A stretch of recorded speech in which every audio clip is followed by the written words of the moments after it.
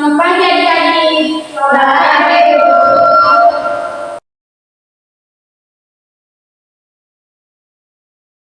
Bagaimana kabar adik-adik hari ini? Baik, Bu. Apakah adik-adik sudah mengetahui tujuan ibu ada di sini? Sudah, Bu. Oke, adik-adik. Jadi pada pagi ini kedatangan ibu sini, ibu akan memberikan layanan kepada adik-adik. Jadi sebelum itu, ibu meminta kepada salah satu dari adik-adik untuk duduk kita dalam doa.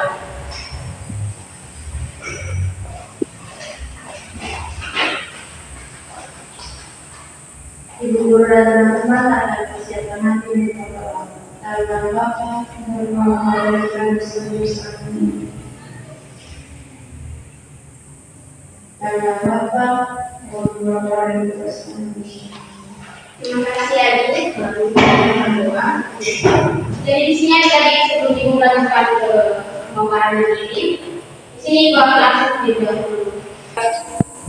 Amelia, ada ibu Veronica, ada ibu Rizka, ada ibu Malasita, ada ibu Immanuela, ada ibu Tidia Jenau, ada ibu Yanti, ada ibu di sini pembinaan dari itu dari semua ya. Ya, Ibu. Yang tadi ibu kenal tahu sih jadi ibu akan nanti itu dalam itu. Ya, Ibu. Jadi mungkin ibu bisa salah satu dari itu baca tema yang berbeda. Baik, Bu. Baik, Bu. Oke, pada dia. Tema kita yang itu terkait dengan penyusunan kami, Ibu. Iya, jadi tema ini perencanaan kali.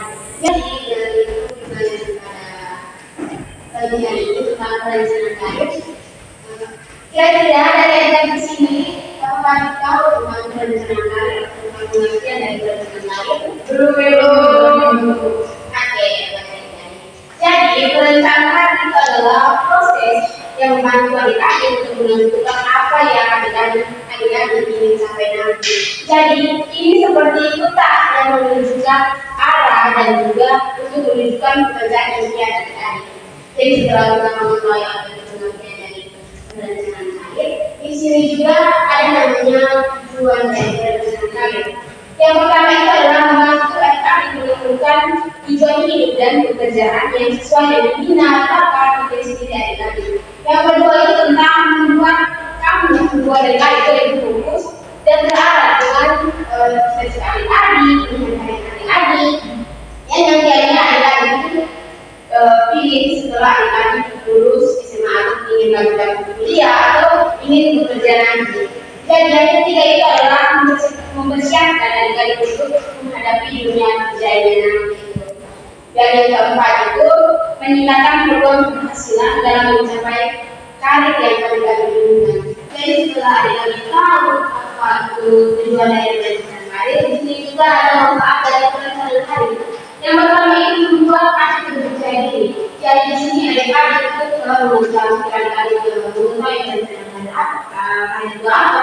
Jadi adik-adik itu lebih percaya diri karena adik-adik itu bisa informasi terkait dengan lingkungan yang adik-adik ambil.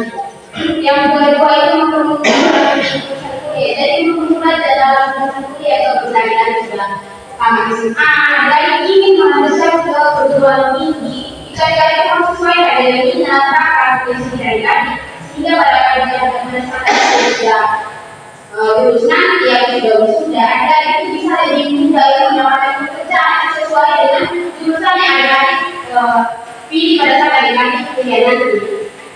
Dan juga yang ketiga itu mempersiapkan adik-adik untuk menghadapi tantangan di dunia kerja karena yang kita tahu ya adik-adik sudah bekerja, adik-adik itu banyak menghadapi semacam tantangan, pokoknya adik-adik itu harus mampu mengetahui strategi apa yang adik-adik lakukan supaya bisa mengatasi permasalahan dan juga adik-adik bisa menyesuaikan diri dalam proses pekerjaan atau peluang pekerjaan yang adik-adik nanti. Jadi adik-adik di sini ada namanya langkah dalam perencanaan kali. Jadi di mana adik-adik sudah lulus SMA nanti, adik-adik itu harus mengetahui langkah apa yang adik-adik buat dalam menentukan perencanaan kali adik-adik. Dan yang pertama itu kenali mendidik adik-adik, maka adik itu harus mengenal bagaimana adik, dan juga sejauh mana potensi diri adik-adik dan juga nilai sosialnya dengan pengalaman dan nilai adik. Yang kedua itu jelajahi pilihan adik, adik itu harus mencari informasi tentang berbagai profesi di dalam pekerjaan. Jadi itu bisa bisa membaca buku, browsing internet, atau ada itu bisa bertanya kepada para profesional yang ahli dalam bidang atau yang berkenan dalam pekerjaan tersebut. Yang ketiga, tetapkan tujuan hari di mana setelah adik-adik itu menemukan beberapa pilihan hari dari adik, itu adik-adik harus tentukan tujuan jangka pendek dan jangka panjang itu seperti apa. Dan setelah adik-adik sudah menetapkan tujuan hari, di situ adik-adik itu buat rencana aksi. Jadi bagaimana itu adik-adik itu mencapai tujuan itu seperti apa, dan juga langkah-langkah dalam perencanaan hari seperti apa, dan juga harus terstruktur dan juga realisasi. Jadi nyata dan juga sebagai. Dan yang kelima itu evaluasi dan perbaikan. Jadi seiring berjalannya waktu, adik-adik itu harus evaluasi kemajuan dari adik-adik. Jadi seperti ketika adik-adik itu berencana, sejauh mana adik-adik berencana itu, jadi adik-adik harus mengevaluasi lagi. Jadi bisa memperbaiki rencana jika diperlukan. Jadi sebelum melanjutkan ke materi selanjutnya tentang kami dan kesehatan, di sini ibu banyak adik-adik itu sudah lemas, sudah juga karena adik-adik ibu minta pada adik untuk diri supaya kita bisa ya ibu. Jadi adik-adik ini apakah adik-adik sudah tahu tentang cinta? Belum ibu. Jadi cinta itu kan ada cinta kecil, cinta sedang, dan juga cinta besar. Jadi adik-adik kalau dibilang cinta, adik-adik bilang tepuk cinta, cinta kecil, cinta sedang, cinta besar. Jadi kita adik-adik harus berpasangan dari semua itu. Ini oke adik-adik sudah berbeda dalam pasangan, adik-adik kita harus mandiri, ya ibu kan sendiri. Oke, adik-adik sudah siap? Sudah. Tepuk cinta, cinta kecil, cinta sedang, cinta besar. Tepuk cinta, cinta kecil, cinta sedang, cinta besar.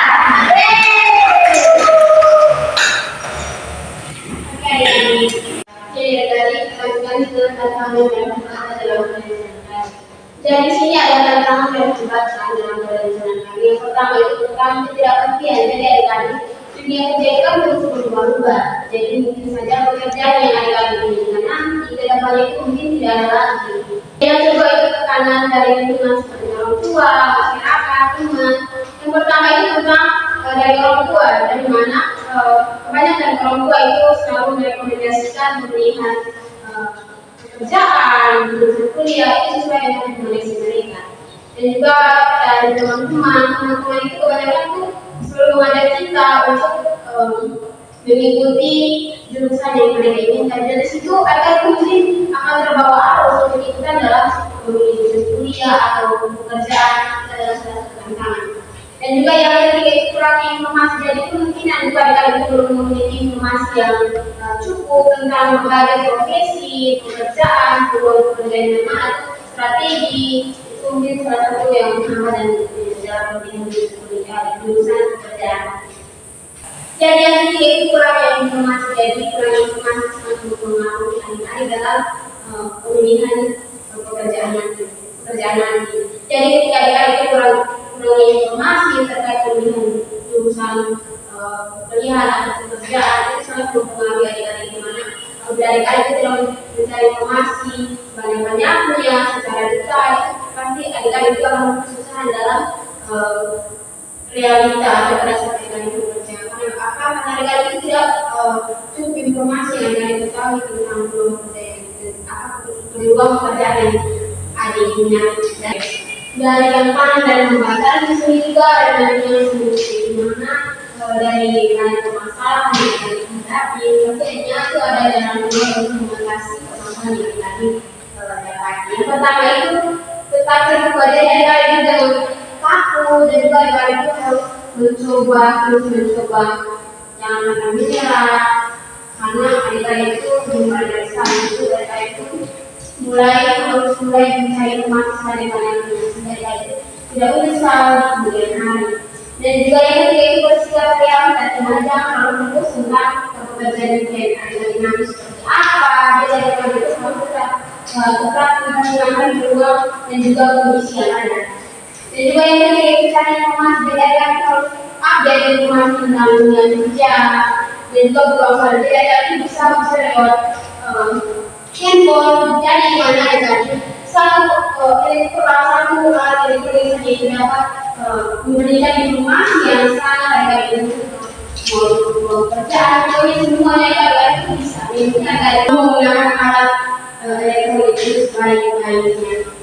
Yang terakhir itu berkonsultasi dari juga konsultasi dengan orang tua, dengan PK, para profesional yang ahli dalam penyakit, dan juga adik-adik itu hanya adik-adik bisa berkonsultasi dengan guru PK, adik-adik bisa mengetahui nilai adik-adik di mana potensi adik-adik di mana sehingga berdasarkan yang mau memilih itu ya atau peluang pekerjaan nanti ya adik-adik itu sesuai dengan potensi dari adik dan bakat. Dan juga para profesional di mana dengan adanya para profesional adik-adik bisa mencari pekerjaan ada seperti apa seperti itu ada memasuki pekerjaan adik nanti. Dan juga orang tua, jadi orang tua itu sangat mendukung ketika anak-anaknya itu sudah memiliki pekerjaan. Jadi dukungan orang tua itu sangat penting.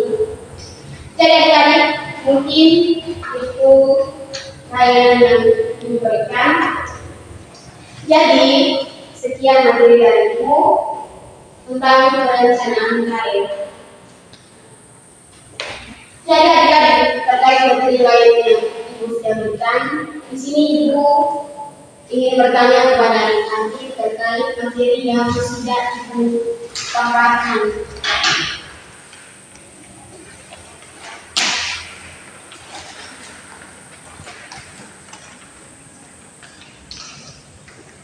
Jadi adik-adik, apa tujuan dari adik-adik mempelajari perencanaan karir?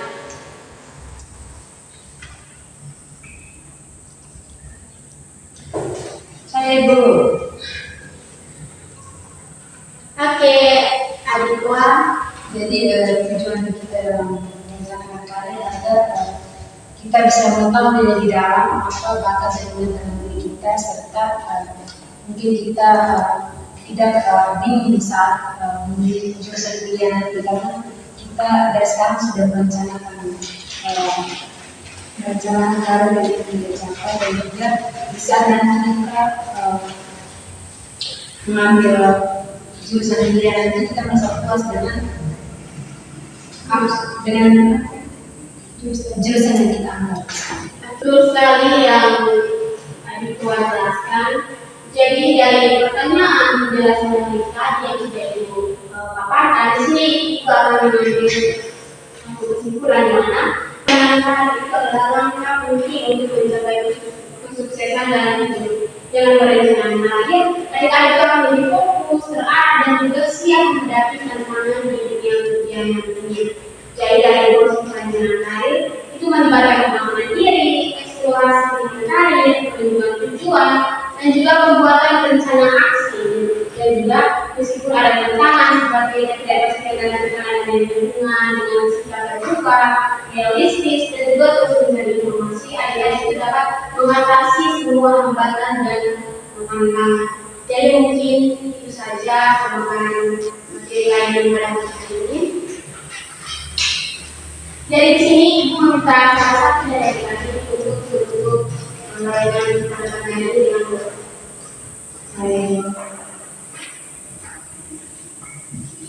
Ibu berdasarkan semuanya ada kesiapan yang kita berkali mengajar yang berdasarkan diskusi.